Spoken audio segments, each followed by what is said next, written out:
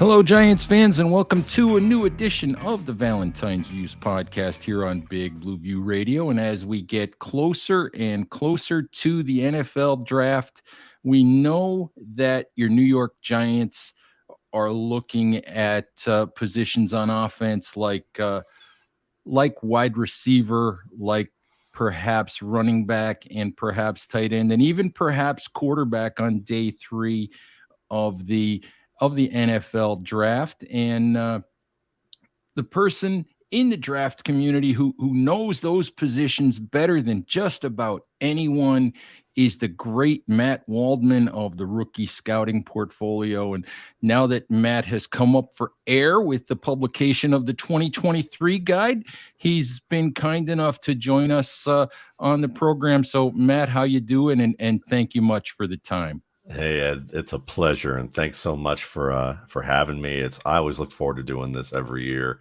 when we get to talk about players, and sometimes we get some surprises. I think last year we were talking about Richie James a little bit, and he was a pleasant surprise for the Giants last year.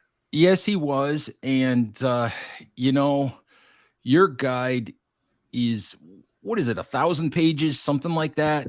Yeah.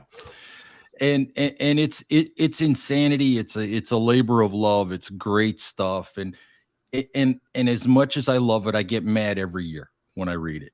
I get mad because I realize just how much I don't know and how many players I don't know anything about. You're killing me. Well, it's funny because it makes it easy because I only focus on 4 positions. If I could compare myself. We can always compare our stuff to everybody else. I can compare myself to the people who are doing draft guides on like every position. And, I get on a show and somebody's like, well, let's talk offensive line. I said, I spend all my time on 4 positions. So you might want to, limit it to that, because I'm not going to be able to tell you anything about, say, I don't know, Jack Campbell out of Iowa, who apparently is a very good linebacker. So there you go. And, I one of the things that I always appreciate, and you are very clear about this in your guide, is you have your process, you have your study, you have your way that you do things, and you're kind of like a hermit in a way when you come to doing this process.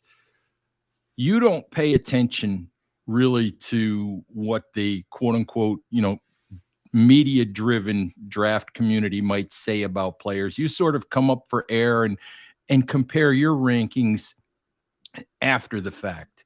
And I love the idea. Emory Hunt of Football Game Plan and now CBS is a little bit the same way. Yep. And what I love is that guys like you stand on your own work, you stand on your own opinion. You're not guided by what everybody else thinks. And I love that. I appreciate that. And it's something that I'm definitely proud of, because it's not always easy to do in today's media with everything going on when you're trying to, promote your work, get people to read it, get people to learn about what you're doing. And you see different opinions out there. But at the end of the day, what you realize with perspective is that when you're scouting players, you're trying to learn. And you're trying to learn about the game. You're trying to learn about how to evaluate the best way possible. And if you don't understand other people's process unless you're working with them day in and day out and working and doing their process as well. You really don't know. So if someone like Lance Zierlein or Dane Brugler or a number of guys I respect in the community, who Emory, who if they come up with they have a certain opinion on someone that differs wildly from myself, I really don't know how they arrived at that. Even if they explain it, I don't know how they score, how they define certain things.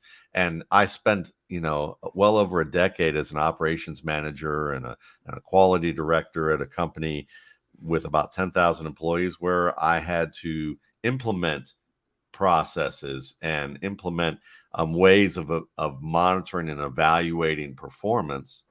And you would find that people had high levels of expertise, but the way they defined things was very different.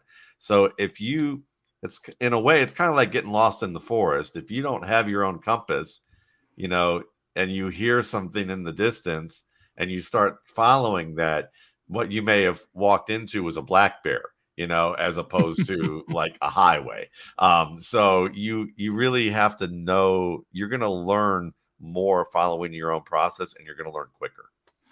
Absolutely. So, hey, let's get into the four positions: wide receiver, quarterback, running back, tight end, and need to start at wide receiver for the Giants. And before we start with looking at prospects, I want to ask you what you think of what the Giants have already done at the receiver position. And let's include Darren Waller in that. Trading for Darren Waller, adding Paris Campbell, not a big time free agent, but a nice player from the Indianapolis Colts, bringing back Darius Slayton. Just your thoughts on what they've done there already.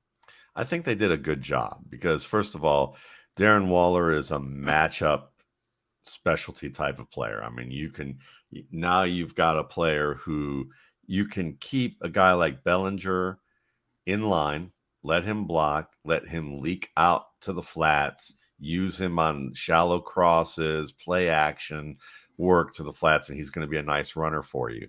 And then you give yourself a little bit more of a chance to be multiple because you can put Darren Waller in line on certain plays, or you use two tight ends in different alignments to make it harder for the defense.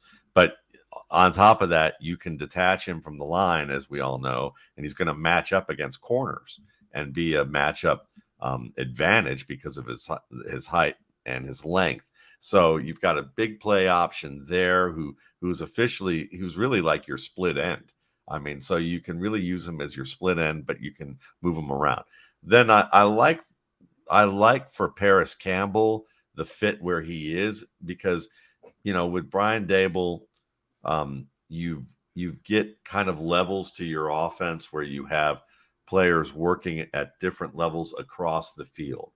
That's one of the things that he's always liked to do. And when you can have receivers who have good speed, who run crossing routes and over routes, you give your quarterback more options where even if the pocket starts to get crowded, those receivers are trailing or following along in the manner of where they're breaking the pocket. And it's a little bit easier. They don't have to reroute as often when you're working a lot of concepts with levels. So he fits into that because he's a good yards after the catch player. Certainly he can get deep, but you can really use him in a manner where he works across. And Slayton, you get continuity. Certainly Slayton played well last year, I thought, overall. And he was probably the wisest choice if you're going to keep any of the guys that kind of filled in off the depth chart and played well. Slayton was the big play guy, I think. I mean, certainly you can look at Richie James and talk about some of the things that he did, but I think that they felt like that they could stick with Slayton. They could find somebody comparable to James on a certain level for what they do in the offense. Absolutely. And as we frame a discussion about wide receivers and the Giants, it's interesting because at the combine, I had an opportunity to ask GM Joe Shane about the wide receiver room. And people use what I refer to as the basketball theory of building a wide receiver room, of having different shapes, different sizes, different body types, all of that. And in a way, Darren Waller took care of that. But what Joe Shane said is he doesn't care, and Brian Dable doesn't care what guys look like, how big they are, how fast they run. He said what they care about is, can they separate, can they get open? So, and I think probably as the Giants look to add wide receivers, my guess is those are the kinds of guys that they'll be looking for. And what you said about Brian Dable, I mean, does that kind of an answer surprise you at all, that what he cares about is separation more than anything else? No, because you look at Stephon Diggs and saw what he became as the fourth or fifth round slot receiver from the Vikings, coming over to Buffalo and getting a chance to be the man and be an elite player. He's brought Emmanuel Sanders over. He didn't bring Emmanuel. Yeah, he brought Emmanuel Sanders over his final year in Buffalo as well. Kind of a average height, thinner guy. So I look at this and I think that makes total sense, because really having at the end of the day, you want skilled players. Skilled players understand how to position themselves to the football. And if you understand how to position yourself to the football in tight coverage, you can play taller than you do. There are receivers in this draft class who you look at them, and I'm just going to give a name, throw a name out there. Quentin Johnston, who is highly regarded, and he certainly has earned a starter grade for me, but he's a 6'3" receiver. And you think, well, this is a guy that's going to maximize his height on jump balls and contested catches. And when you watch his game, he doesn't know how to position his hands to the football in those types of scenarios. So what ends up happening is it's just like the 6'6" quarterback who throws sidearm on every throw. They don't maximize their height. And so when you have, there are a lot of times that when we see young players into the league, teams will get very excited about their size and their speed, but they don't have the technique, the positioning, the ingrained skills to maximize those physical traits. And then you have guys who do maximize those physical traits. They happen to have good vertical skill, vertical leaping ability. They have good quickness. They're precise with their footwork. And as a result, they win targets that you wouldn't expect from, say, a 5'11", 183-pound guy like Marvin Mims, or a Jaden Reed at Michigan State who's 5'11" and just under 190. It's interesting because as I've considered, Quentin Johnston, and I've had concerns about Johnston. I understand the size and the athletic ability and all of those things, and I think that reading your guide and what you had to say about Johnston, I think I understand why I had those concerns, more than I did previously, because to me, he's a guy that just doesn't maximize the physical gifts that he has. And I found it interesting that you give him a starter grade, but I think you also said you'd be perfectly happy to draft him in the third round. Yeah, exactly. Because my grades on a 100-point system, and anything over an 85 in my scoring system is a starter, and he's at an 84.2, so he's just shy of like an immediate starter. So those guys that are in the tier that he kind of kicks off are players that if you use them to what they do well, they can deliver starter production for you if that fits the system. So with Quentin Johnston, he's very much runs slants, he runs curls, he's a good route runner. And if you put him in situations where he's going to be kind of working on timing routes and space underneath zone coverage or off man coverage, or he can get early separation and doesn't need to be contested, he tends to he plays well. He breaks tackles. He's good in that regard. There's a little bit of Kevin White to him, the former West Virginia Mountaineer who had too many injuries to really get his career off the ground. And then he's built a lot like Braylon Edwards, the former Cleveland Brown, former Michigan star.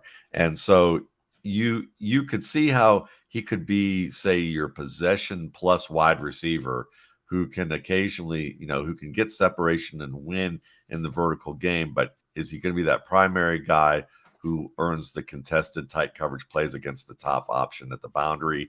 Right now, that's the big question mark with him. And I agree with you. Like, based on expectation with him, it's hard to look at players who drop the ball a lot. And the thing is that while statistically they'll tell you drops don't mean as much as they seem, and I think that there's some truth to that. I talked to somebody like Dwayne McFarland, who was recently at Pro Football Focus, and who used to write for me. And Dwayne and I've had discussions about drops. And one of our theories that we've kind of shared is while they don't mean as much statistically as some people think, there may be certain types of drops that are more concerning than others. And for my theory, guys like Brandon Marshall and Terrell Owens back in the day, when they were too much in a hurry to turn upfield and they didn't look the ball in, that was a concentration drop. Those don't bother me so much.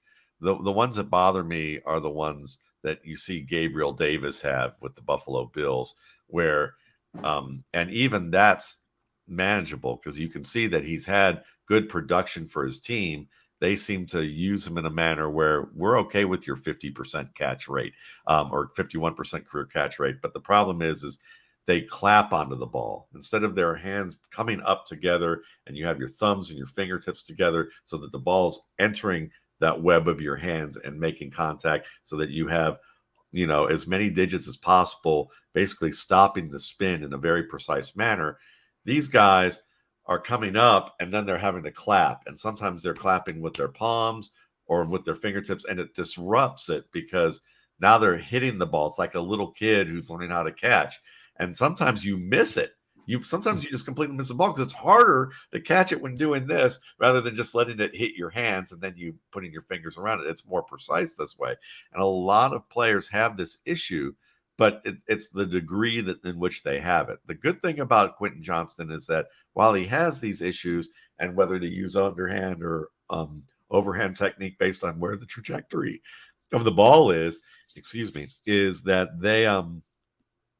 that on top of that, he is learning to do it the right way. He just doesn't look comfortable doing it yet. And the guy I remember who was in that same situation was Robert Meacham, back in the Tennessee star who got drafted in the first or second round by the Saints during the Drew Brees era. Similar sized guy, maybe a little bigger, speed, all of that. Had really one notable year. And you could see at Tennessee, he was trying to learn the right way and could never really figure it out. And that's my concern with Johnston. On the good side, I'll end it with Quincy Newton of the New York Jets. When he came out of Nebraska, when you watch him catch a ball at Nebraska, I literally saw him try to catch a ball with his wrist crossed up in the air on a seam route. And I have the backs of my hands facing each other as I'm showing this to Ed, if you're not on YouTube looking at this. And I literally saw him try and do that once. To his credit, during his first year, he worked on the jugs machine every day, focusing on, okay, if the ball's over my chest, just like in high school or Pop Warner, hands in the diamond position. If it's below my chest, pinkies together, hands up, and just worked on that slowly until it became second nature. And he told the media that's what he did to correct his hands. And if he hadn't had a neck injury, he probably would have been a pretty strong contributor for them for a number of years. Interesting stuff. What I want to talk about, Giants have the 25th pick, and I'm in the middle of working on some what we call making the case type pieces. And what I'm working on right now is a piece on whether the Giants should, if they don't want to stay at 25, whether they should trade up or trade down.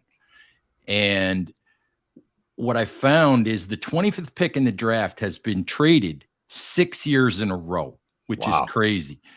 But so the question for the Giants, who have 10 picks, is whether they should trade up and whether there is, for our purposes, is there a wide receiver who is, far enough above the other guys that you would bang the table and say, yeah, we've got to go up to 17 or 18 or whatever. We've got to go up and get this guy if he's still there.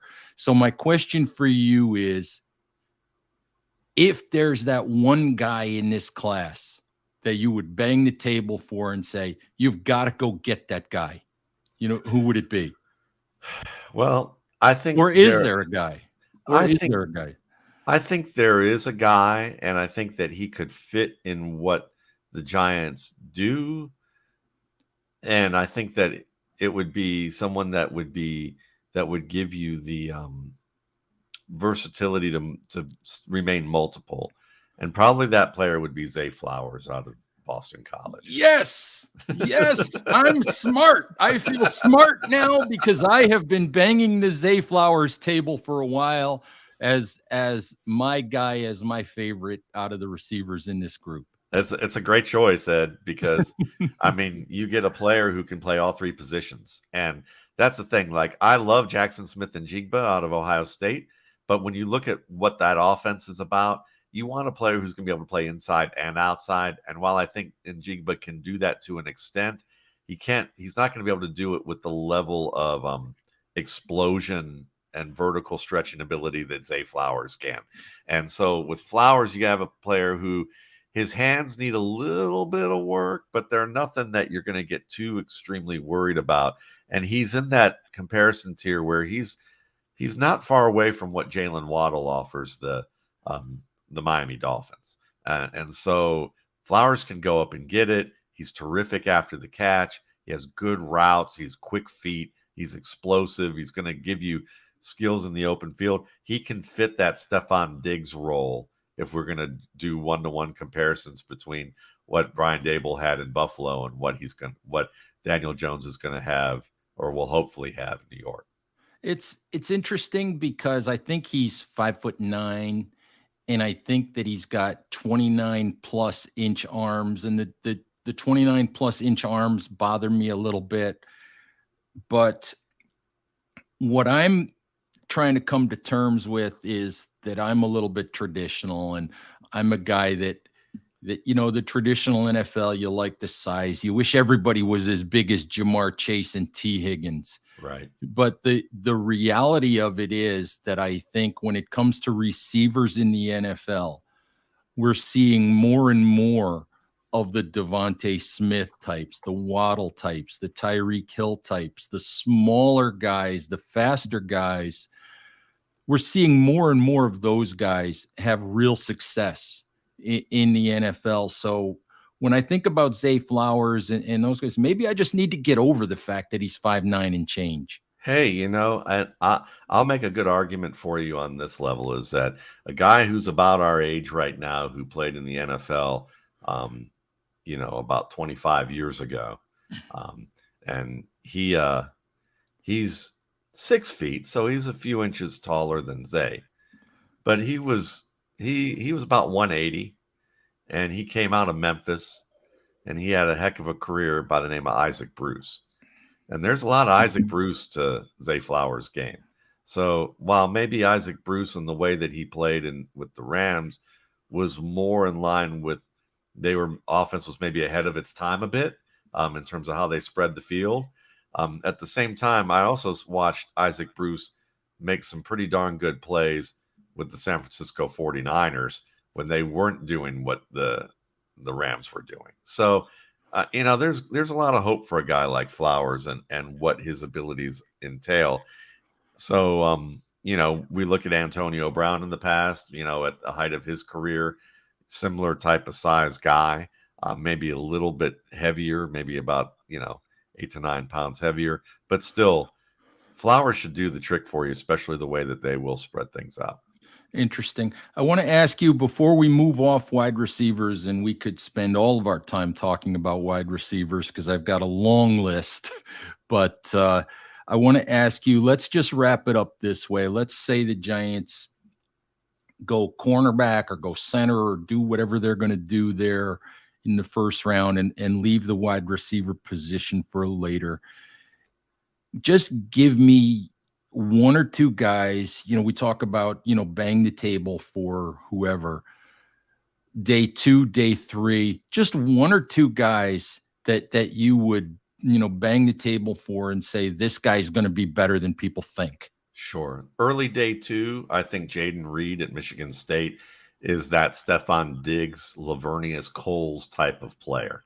I think, again, there's some small flaws with his hands and routes, but I think that's the difference between him being a contributor in year 1 and not really taking over, and then the following year he gets it together, or him just starting out of the gate really strong. He can play all 3 positions. To me, if you don't get Zay Flowers in round 1, Jaden Reed in the early part of day 2 is someone that I would feel really good about. I would also add, if you want to go with a player of a different size, maybe, round 3, late round 2, Jonathan Mingo of Ole Miss. I'm a fan, 6'2", 220. He's not as physical as Anquan Bolden was. He's not as refined of a route runner as A.J. Brown. But I think he's going to be a player who's in that slot flanker type of role where you can move him around and get strong production as a vertical player, as well as a blocker and a route runner who can run screens and things like that. So you give your offense some diversity there. And then the last player that I'm just going to mention, just because I like him and I think that he's an interesting guy, maybe in day 3, and might even be late day 3, is Grant Dubose out of Charlotte. He's kind of a Reggie Wayne, Daryl Jackson type of player who's not unbelievably fast, but he gets separation with his initial acceleration, quick, 6'2", 200 pounds, reliable, good after the catch, wins in the red zone. Someone that I think could contribute early, even as a late round pick.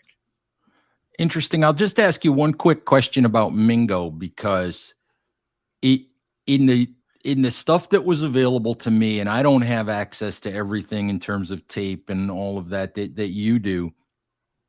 I watched and I watched and I watched because I've been reading about Mingo and thinking, I just don't see it. I don't see plays. I don't see the ball coming to him. And my question is, yeah, how much did you watch to see what you needed to see with Mingo? Sure. Well, I mean, generally what happens is with my process, I will chart somewhere between 4 to 6 games of a player, and just chart everything they do. So I charted 5 games, and then I usually watch the entire season, if not 2 seasons worth of tape with a guy. In addition to that, I just don't chart it. But what I was able to see is, one is I saw tight coverage plays, didn't have a ton of them, but what I charted, he was 80% as a receiver in terms of a catch rate on tight coverage plays, which is pretty strong. And when you look at, I saw him in the vertical game against, I believe it was against LSU, if I remember correct. Yep, against LSU, I saw a vertical play. I've seen some shot plays with him where he does a good job tracking the ball and getting separation and showing good skills that he can build on from that perspective. So, it takes a little longer to find that with that guy because of that offense. But you see enough of him to say, yeah, he can pass muster in that regard. Yeah, and that is one of the things that you always mention in your RSP, which is that, in whatever process you use, you have to watch enough to see what you need to see. If it's not, if you don't see it yet, you just have to keep watching more until you see examples of everything. And if you don't, then you got to let people know, I haven't seen this guy do it, and I'm not giving him credit for it. So right. He's going to be lower scored than maybe what he actually can do. Right. So. Which I think is where I am on Mingo. But anyway, let's move on to another position. And I actually want to jump to quarterback. Okay. Because first of all, we've had discussions over the years about Daniel Jones.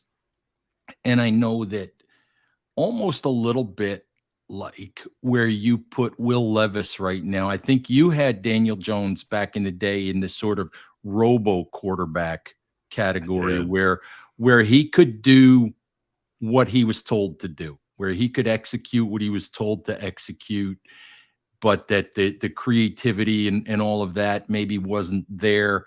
And what I'm interested in, before we talk about maybe some late, or some day 3 quarterbacks that the Giants might want to add, I'm just interested in your thoughts on Daniel Jones' development, the year he had in 2022, and the 4-year, $160 million contract that he got. Yeah, well, I think from the market standpoint, he did well for what he needed for where they're at, which is kind of a reflection of, let's give him another year. Let's see where we're going. He did a good job last year. I mean, so to his credit, I had Jones probably higher than I have Levis, but I was definitely lower on Jones than most. I felt like that his first round, taking him early day one, was a reach for a guy that I felt like was going to need a longer development path than what was being advertised. Uh, so when you look at Jones, I think that he's got a good fit with the system that he's in, and when we look at he gets a little bit more time to basically prove I'm worthy of being a long-term franchise guy. Absolutely. And for just for reference, and folks that haven't plunked down the 21.95 and bought your guide yet, and if you haven't bought the guide, it's worth the money. So go ahead and do that. But this is one of those examples we talked about at the top of the show where your grades on a player are wildly different than the media perception or the NFL draft community perception at large. And I don't want to get into a long discussion about Will Levis, but you have Will Levis as QB 13. Yeah. And that would put him in the day 3 range. Yes. So it's just one of those things to remember, folks. If Will Levis bombs as an NFL quarterback, Matt Waldman was all over it. Well, across the way, I was lower on Zach Wilson than most. So I've certainly had my misses. I mean, I remember back in the day, I really liked Blaine Gabbert, and you can look at that and see how that turned out. But at the same time, I also like Patrick Mahomes as a generational difference maker, and looked at guys like Zach Wilson and Drew Lock and Mitchell Trubisky, and was much lower on those guys. When I look at Will Levis, the issue that I have with him is that we talk about that robo quarterback idea of that the NFL traditionally, they want the guys with the prototypical size, arm strength, played in a system where they see them make drops and throw in a rhythm. And that's all good, but it's all superficial, because what they're learning, and Rick Spielman, the former GM of the Vikings, said this on a show on The Athletic last year before the draft, which is fitting for what I've learned over the years and known, is that through talking with other NFL people, is that teams are starting to come around to the idea that processing speed is one of the most important things that you can look for, and it's one of the most difficult things to try and ascertain through their traditional means. They try to do it through the academic end, which is whiteboarding, and having meetings and seeing what their recall is from a memory standpoint, the Wonderlic in the past, things like that. But what you're learning is basically rote intelligence, or intelligence where you just, it's about writing things down. It's not the intelligence that comes from motor awareness, spatial awareness, the ability to integrate different skills onto the field that are both, technical, physical, emotional. You have to have the confidence level. A guy like Alex Smith would ace the whiteboard portion of a team meeting. And every year you're going to hear about players who have the recall of a coach, but then you put them out on the field, and they have to have the confidence that the minute that the split second that they see the advantageous leverage for the receiver before he makes his break, they need to let that ball go. And the best players at the quarterback position, there's very little, if any, hesitation between identification and action of that point. Alex Smith was a guy, even as he became a Pro Bowl level producer on occasion with a good team, you would see him pat the ball, hop 2 or 3 beats longer, and miss the throw. And it would be in situations where the defense was like, we're going to make you make this play, and it's late, and you got to make it to win this game. And the ball would be behind or too far ahead or over. It was usually due to timing. Baker Mayfield had the same issues, even though his accuracy percentage at Oklahoma was great. So when I look at Will Levis, he's consistently 2 to 3 beats behind where he needs to be to get the ball out. That's a confidence issue in terms of what recognizing what you see. It's like a comedian hitting their mark on stage telling a joke, and the joke could be killer, but they can mangle it because they simply don't have good timing. And with Levis, you have that. You also have a lot of footwork issues. I mean, usually you want the midline of your back foot aligned with where the target's going to be. You want your front toe to be pointed to where the target's going to be. Will Levis, for whatever reason, he has maybe the midline of the back foot pointed towards where the target is, not where it's going to be. And then he has the toe pointed way off in space somewhere. Like the feet aren't aligned at all. And then when he's delivering the ball, as he releases the ball, he's trying to flip his feet into the position to where the ball where it needs to be. And he's often just off target on a level that you would project needs to be there for the NFL. Can he fix that? I would think so, but he's had a quarterback coach who just came over from the NFL, who's been a quarterback coach for 1 year with a number of teams over the past 5 to 7 years.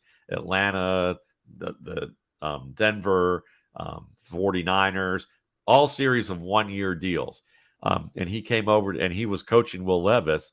Now, to give to kind of defend the coach, they usually coach game plan and scheme. They're not usually coaching footwork. That's something that a player has to work on their own, especially with the amount of time they have in college.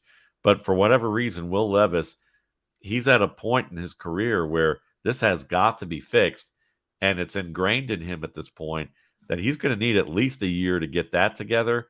And then in terms of the timing of getting rid of the ball and processing the field fast enough, if that's already slow, that's a hard thing to teach and a hard thing to get better at.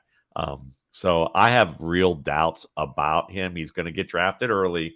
But, like Malik Willis last year, I looked at him and I thought, yeah, I'm not feeling either of those guys in terms of where they need to be. And they ended up being scored pretty low. I think I had Brock Purdy rated higher than both. I had Brock Purdy rated higher than Malik Willis. I had Purdy, I think, 6th on my board, or either 4th or 6th, somewhere around there. All right, that's a perfect lead in to getting to the quarterback piece that we need to get to with the Giants. They don't need to draft a guy on day one. Yeah. They're not going to do that. They've got Tyrod Taylor for another year as QB2. Davis Webb just retired to go into the coaching profession.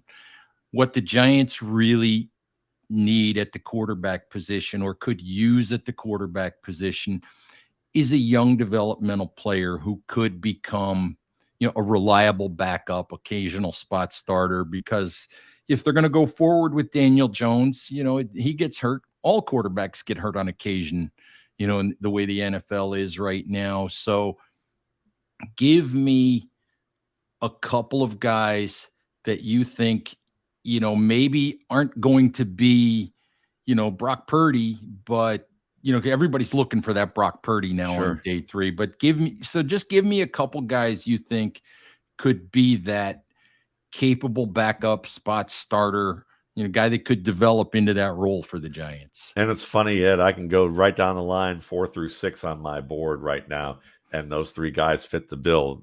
Jake Haener out of Fresno State, he doesn't have the arm that people are going to love about quarterback prospects who might develop into starters, but most late round guys don't develop into starters.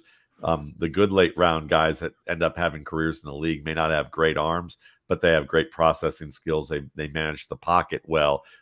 They can create out of structure even without the arm. Jake Haener is all of those things. To me, he compares probably the most to a Brock Purdy type of player, kind of in that if things go south for him and they're not as good as Purdy, he's more of a Brian Hoyer type or a Brett Rippon type. But I think he's in that mold of a player that very compelling. And then Stetson Bennett out of Georgia, he does have a better arm than I think people understand, because they see him as a 5'11 player, 192. How much of an arm can he really have? He played at Georgia. Georgia generally seems to be liking the Jake Fromm, Eric Zier types of players who are kind of heady college players with reasonable athletic ability, but not the great size and arm strength. But Bennett has a good arm. He actually has that slot receiver's athletic ability in terms of his acceleration and change of direction quickness. He moves around the pocket well. He's willing to create and make tight throws. He's obviously been in big games, and you see the kind of plays that he makes. He can be a little streaky at times, but I think he has an opportunity to be a second contract starter eventually. And then the third guy is Tyson Bagent out of Shepherd University in West Virginia. He's 6'2", 213. He has really nice arm talent. He has promising accuracy. He moves well in the pocket from what I've seen. Now, again, Shepherd is a different animal than playing, say, in the SEC or ACC against top pass rushers there. But what he does in terms of the efficiency of his movement, the ability to keep his feet under him when he throws the football, those are all things that translate pretty well.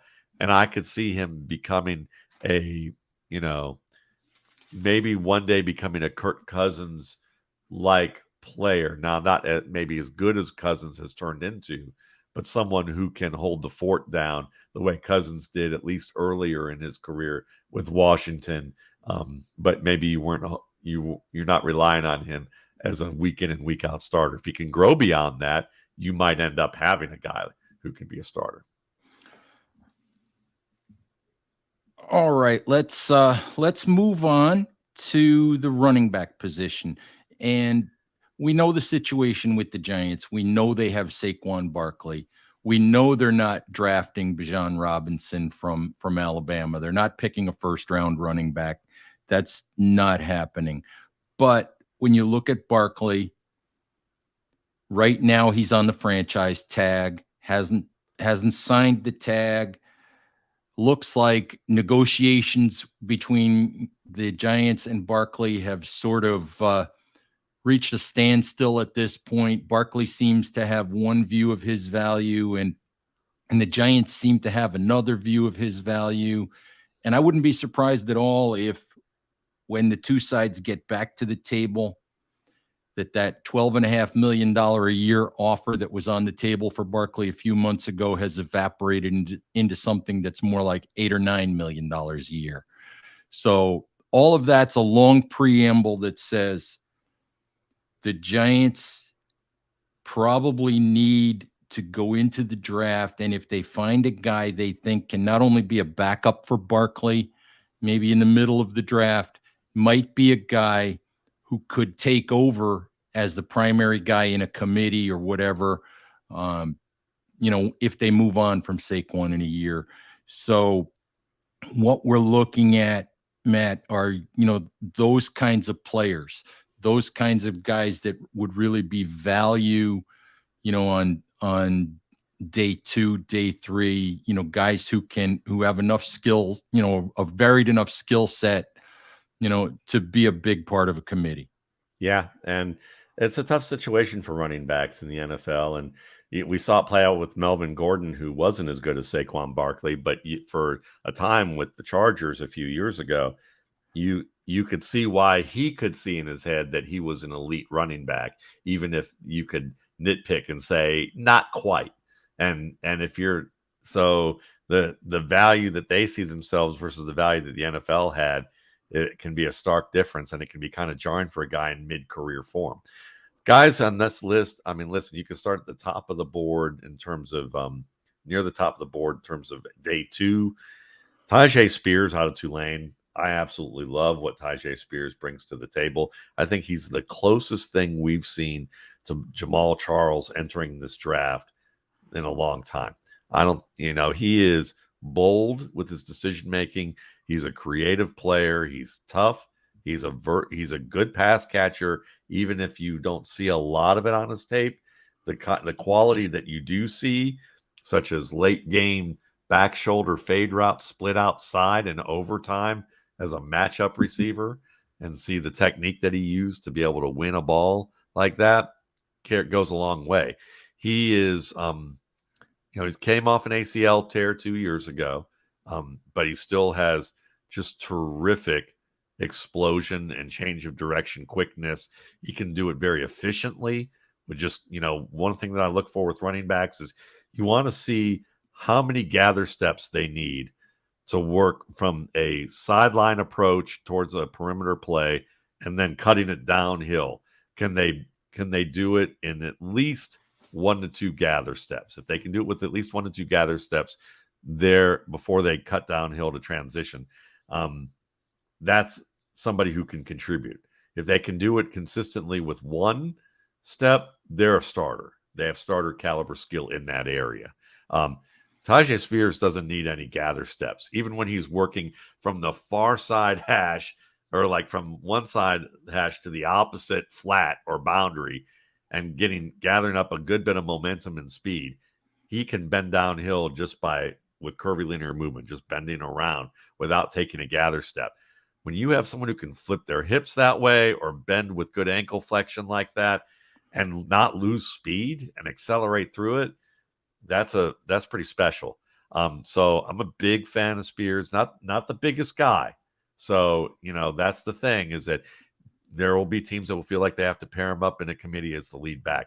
A guy who may have more of that size, even though he showed up at the combine at 200 pounds.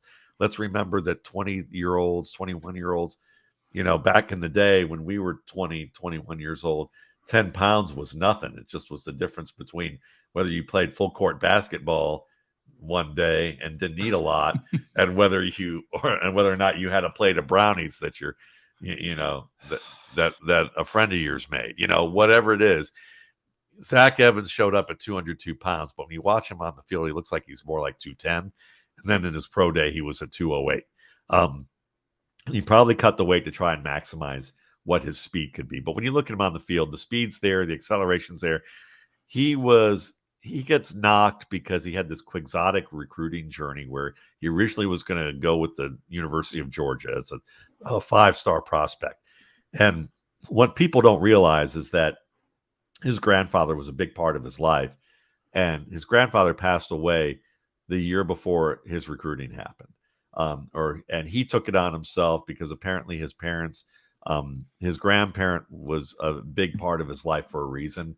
And I think that his parents may not have been equipped to be in the situation to offer the guidance that he could have used. And so he made some immature decisions in terms of changing his mind, and he wound up like being linked to several teams and wound up at TCU, and he lost some of his stars, which is big deal. And that doesn't really matter for NFL stuff. But he was a good student, honor roll student, even in college.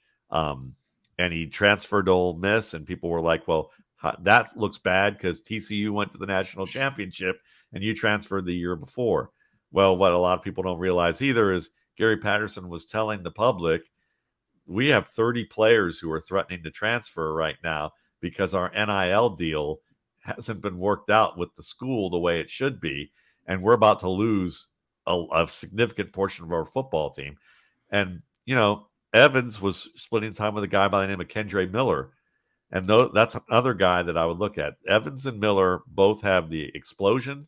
They both can run for power. They both can make the first man miss. Evans is a better pass protector right now than Miller, but Kendre Miller has the potential. He earns pretty good position. His punch is decent, but he overextends. He can get better at that. Evans is a good blocker right now. Evans is also a good receiver. Miller is talented as a pass catcher, but maybe not quite the route runner that Evans is. Evans, to me, is a Dalvin Cook, Clinton Portis type of back. He's that good. I think he's going to fall because of the surface level stuff and the lack of every year in, year out production. But somebody who does their due diligence on him, and I could be wrong because I don't do the investigation part, but what I did see, it seemed pretty apparent to me that all the smoke about him are minor things. And there's going to be a couple teams that do their due diligence and go, this is a smart kid, academically good in school, who just, some minor immaturity things that most 18-year-olds would probably have difficulty, and they probably would have screwed this up more than he did. So I'm a big fan. Miller too. Miller reminds me a little bit of Lamar Miller, the former Miami Dolphins. Smooth as can be as an accelerator. And I think he's a guy that you can get probably third round, maybe fourth round. And then if I were to end it as like some guys that could potentially be starters, Tyon Evans, you can probably get late because not many people know much about him. Out of Louisville, went to Hutchinson Community College a couple years before. So he's been at Tennessee, Hutchinson, Tennessee as a starter, and then Louisville as a starter. He's 5'9, 225, 4.5 speed. I think he's the sleeper of this class. He's got, his athletic ability is kind of in that range of Ray Rice and Travis Henry. He can break tackles. He can slash. He can make good cutback plays. He's a strong option. And then I like Sean Tucker. I'm actually, if I can interrupt you Yeah. quickly, I'm glad you brought up Tucker because he's a guy that I wanted to ask you about. And let me say this. I like Tucker, and it's not just because I live in upstate New York and he played for Syracuse. I look at Tucker and I don't necessarily see a speed home run hitter. I don't necessarily see the most elusive guy in the world. I don't see the best wide receiver, among the class, but I see a guy who can do all of those things at somewhat of an efficient level. And I mean, some people think, I read some reports on the guy, some people think he's just a guy who's a late round pick who's not going to do anything. But I look at the guy and I have a hard time seeing why he's not getting more love. Yeah, I gotta be honest, I agree. I mean, I have him as a rotational starter right now. He's my 11th back on my board, but it's a good class. And there to me, there's 12 backs in this class who I think could eventually be lead backs in a committee. And I think Sean Tucker is definitely one of them. I saw speed. I don't know if it's going to translate from what I saw on the field, but I thought his acceleration was some of the most, he had the most notable acceleration pretty much of any back that I watched this year, in terms of just how quickly he gets up to his top speed. And that may be the difference with him. He reminds me of a guy who got drafted by the Cardinals and had an ACL tear out of Virginia Tech, Ryan Williams, who was a first round pick, I believe. And there's a little J.K. Dobbins to his game, who was one of my favorite running backs to come out in the past 3 to 4 years. Tucker can be a little bit more refined with what he does at the second level, but he's a good cutback runner. He seems to know when to do that. I think he has the explosion to run, gap style plays where you just hit that hole hard. He doesn't have great power, but it's good enough. I think if you're realistically thinking we have a good shot of keeping Barkley, or we just need a guy who can do the work for us, Tucker could be available later and you would feel good about that. Maybe even an Evan Hole, who's kind of a Jeff Wilson type of back, if you ask me, can kind of do everything pretty well, out of Northwestern. And he has good speed, good acceleration, change of direction. He's a well-rounded back, and I think he could coexist well with, with a number of players. And you would feel like that he could start for us if we need. He could be that secondary back in a committee if we decide to go earlier, if we part ways with Barkley. All right, Matt, let's finish up with the tight end position. And again, this is another position where I would not expect the Giants to go early at tight end. I wouldn't expect them to go at 25 after bringing in Darren Waller. They still have Daniel Bellinger. They have a couple of guys. They have Lawrence Cager, who's got a nice receiving skill set. But I would expect them, at some point in the draft to try to add something to that room. And so I'm curious about the sort of beyond day one kinds of guys. And the one that leaps to mind when I read your guide is Sam Laporta out of Iowa. I mean, you have him with the Evan Ingram comp, and again, you said people don't realize how close his testing is to Evan Ingram's, and basically you have him as Evan Ingram with more reliable hands. Yeah, yeah, and obviously, to Ingram's credit, he did a much better job this year in Jacksonville in terms of catching the football. He kind of looked like what he did early on in his career in New York. And he's just a smooth, savvy player, good runner after the catch, very good route runner. I would be a little surprised if he winds up in New York, but I think that if they get him, he's kind of that tight end that could you if you had him. I mean, I'm not saying he's not as explosive as Darren Waller necessarily, but he is good enough. I mean, 4.59 speed, it's pretty nice for a tight end.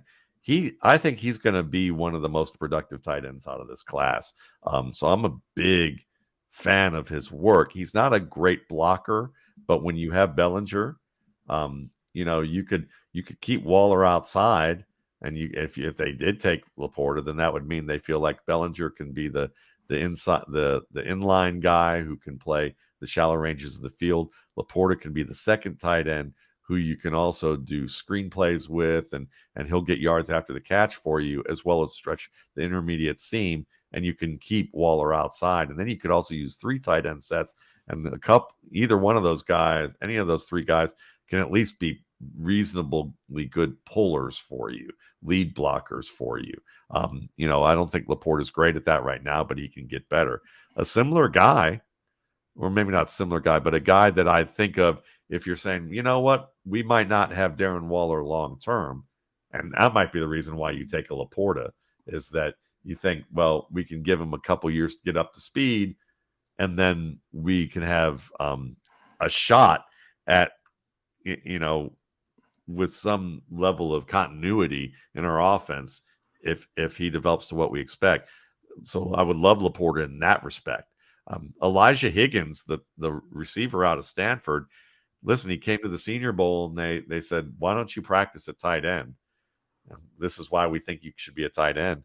And he gained 10 pounds between the Senior Bowl and the Combine, which shows his commitment to me, a commitment to want to be a tight end. And you could give him a couple years to get up to speed. He's a good receiver, certainly someone that can run strong routes. He could eventually be that type of player that you could fit him in and have him be the replacement to Waller down the line. If you're looking for more continuity with, say, Daniel Bellinger, and you're saying, these bigger guys get beat up a little bit more often, or the guys playing in line get beat up more often, we need someone who can, get some yards after the catch because they're rugged. They can make the first guy miss, but they're not going to stretch the seam a lot. They'll get maybe some intermediate targets in zone, but mostly they're going to block and play in the flats, and we need quick, strong dudes. Purdue's Payne Durham, who's 6'5", 255, has some of the best hands in this class. He just is not fast, but he is very quick. He's a good blocker. Josh Weil of Cincinnati, 6'6", 248. He's one of those guys that could round into one of those unicorns, 6'5", 6'6", 260, who can do everything well. It's whether or not they can stay healthy. He has excellent catch radius, has some promise as a blocker. That's a guy that I would feel pretty, feel like you could get probably a little bit later on. And then another one that kind of fits that bill, if you just really want to go for broke and say, I'm hoping I can get the next Jimmy Graham, type of player. It's a long shot that happens, but Zach Kuntz out of Old Dominion, the former Pennsylvania star, high school star, 6'7", 255. If you look at Princeton's Andre Iosivas, the wide receiver who got compared athletically to Christian Watson, Zach Kuntz tops him in every metric category of workout other than the 40, and it's not that far away. And he's 4 inches taller and 50 pounds heavier. So catching the ball is a bit of an issue for him. He makes a lot of the catches you want to see, but then he also uses techniques where he drops the ball. It's like bookended. Like good plays are bookended by a lot of bad ones that he should make. But if he can figure it out and become consistent, you have your and actually play to his speed, which I have questions about. I always thought Mike Gesicki never played to his speed. I think Zach Kuntz is another one of those former Penn State guys who transferred to Old Dominion who just didn't play to his speed. And when you had Pat Fryermuth, who didn't have speed but played to speed, who played fast on the field, it was a stark contrast between the two. Well, that's why you can't get enamored with testing numbers. You Right. can't get enamored with what you see guys run and jump at the combine. If it doesn't match what they do on film, what you do on film with pads on always has to trump, how fast you can run. That's so true. And there's a great, I wish I could reference the title of the YouTube video, but there's a great video on YouTube I remember seeing over a decade ago where a coach was like, here's two college receivers. One of them is a 4.4, has 4.4 speed. Can you tell which one it is? And he has them running, he has them both running the same route. And the guy who had a 4.7 time was clearly the faster receiver on the field than the guy who ran the 4.4 time. And he was like, the difference is that one of them has to think while they're playing, one of them doesn't.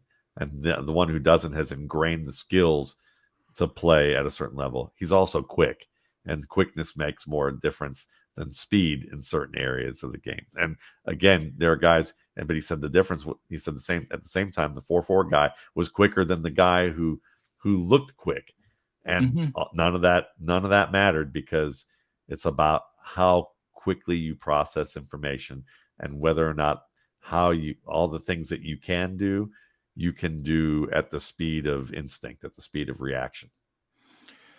And all of that is why it is so hard to predict how any of these guys are actually going to translate to the NFL. And it's why the hit rate is so low on a lot of these guys. Yeah. I mean, they're 20 something years old. Injuries are a big deal. Confidence is a big factor. I remember talking to Ben Watson when I was interviewing him for a feature in my other career a long time ago, and just said, what's it like playing difference? You played at Duke, you played at Georgia. These are big schools. What's it like playing for the New England Patriots? Was there a difference? And he said, it's a world of difference. He said, because I remember my first game, and I remember being in the locker room, and it struck me the way how intense and serious everyone was, that I was with a bunch of grown men who were paying their mortgages, who were paying for their families' mortgages, who had, this was serious football. He said it was a whole other level of intensity. And he goes, it's just like the difference between playing if you're a musician, playing at the shopping mall, at the food court, and playing at Carnegie Hall. There's just a gravity. There's a major difference in gravity. It doesn't matter if the CEO of Virgin American Records is actually at the shopping mall watching you, and people dressing up in tuxes paying a lot more per ticket at Carnegie Hall, and you're going to go to the place that has the greater gravity. Means there's pressure, and you're going to overthink things. You're going to think too long. You're not going to trust yourself as much unless you're really prepared. And that's that small margin of error. And there are guys who think they made it. That's the other thing. There's guys who think they made it after their first year, and then defenses adjust because they take 4 to 6 games to really look at the tape and say, what are the 2 to 3 things we can implement into our game plan to stop that quarterback who's going off as a rookie and looks great? And then they start gradually adding things based on the book that gets developed.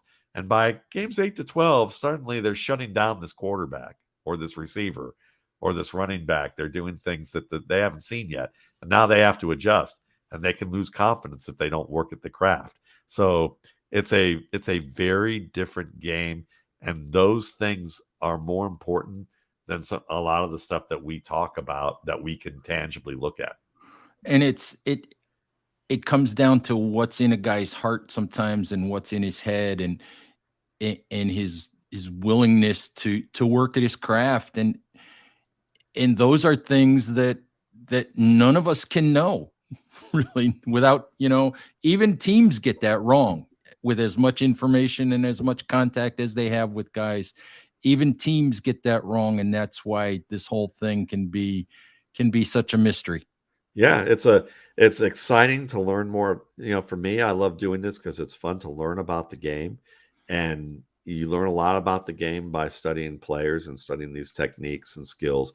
But ultimately, yeah, there's a mystery involved because even with the way teams interview quite differently. So, a guy that I've known for a while who's an RSP subscriber who worked with a lot of teams as a consultant directly with GMs in the fields of analytics and scouting. He was a D1 player. He was a scout for a number of teams, and then he was a consultant for over 20 teams in the NFL over a period of time, and has degree specialties and things that are just really fascinating.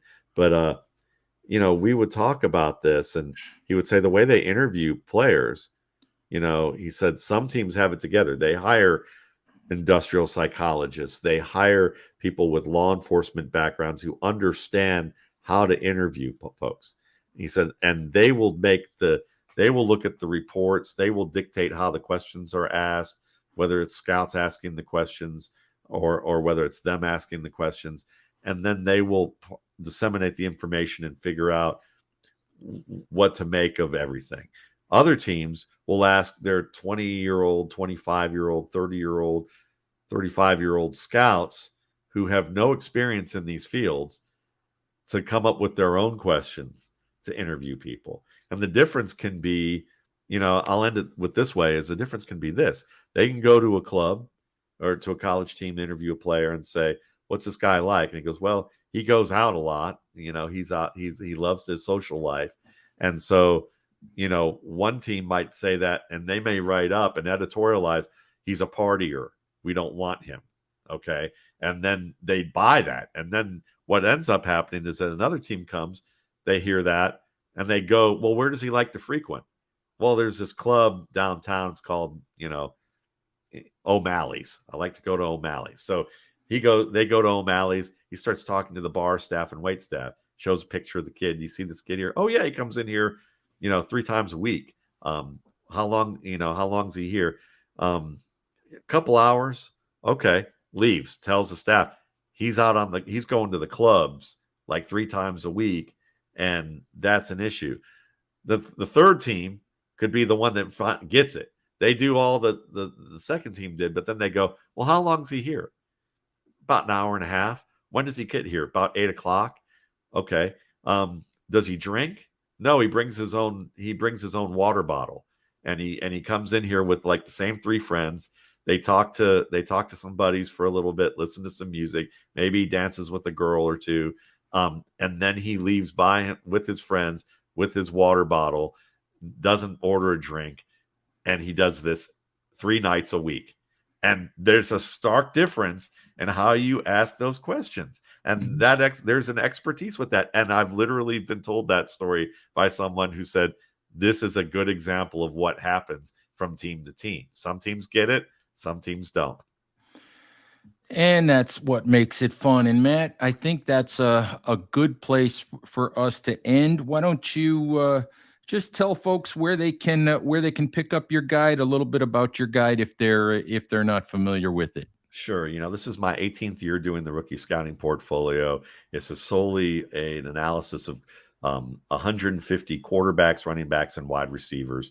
It is one of the 2 most purchased independent draft guides by NFL personnel that visit college programs, according to guys like Alex Brown, who's the director of recruiting at SMU, who's also worked at Rice and Houston, and has told me, when I visit with these guys to talk about my players, I see what they're looking at. I ask them what they're looking at. And invariably, the RSP is one of the 2 most purchased. And from that perspective, it's a both fan. I write for a fantasy football website, footballguys.com. I've been there since 2009. I've been doing the RSP since 2006. I give a kind of a fantasy slant about some things, but I always root everything in football. And you get rankings, you get complete scouting reports. I take you through my process. Everything's defined so that you really get a good understanding of how I'm looking at the position, how the things have changed with how teams are drafting the position, where I think it may be going, as well as what the individual players are doing, where they can get better, where it's going to be harder for them to get better, what they do well on a number of levels. We talk about technique. We define a lot of those techniques and traits and skills. And you get a post draft with it a week after the draft. That's more of a fantasy focused thing where I give a cheat sheet and I give you my rankings versus what the average draft position of players is going basically after the NFL draft in fantasy leagues, and I give you a sweet spot. So like if I like Nick Chubb or Cooper Kupp, AJ Brown, Justin Jefferson, or Patrick Mahomes more than most, and I did, then I don't say draft them in the first round and the overall first pick if the average draft position for them is the late second round. I'll give you a spot that says you can get them at a value here and you're likely going to get them here without getting someone sniping you. But you don't have to pay the sticker price to get the guy. So you get all of that plus a newsletter. It's all available for $21.95 at mattwaldman.com. And a portion of the proceeds, up to $5,000 each year, is donated to an organization called Darkness to Light, d2l.org. They're an organization devoted to educating the public about how to prevent sexual abuse of children. And through training programs, they've worked with schools like Penn State and Michigan State out in the wake of what happened with the controversies there and the crimes there.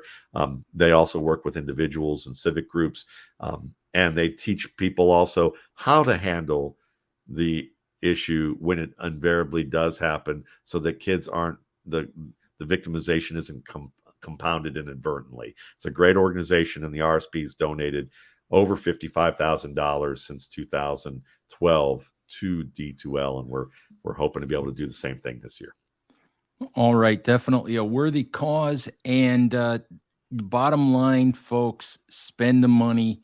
You'll be a lot smarter after you put aside a weekend and read the 1,000 pages or so. So, Matt, we always appreciate your time. And Giants fans, thank you as always for listening.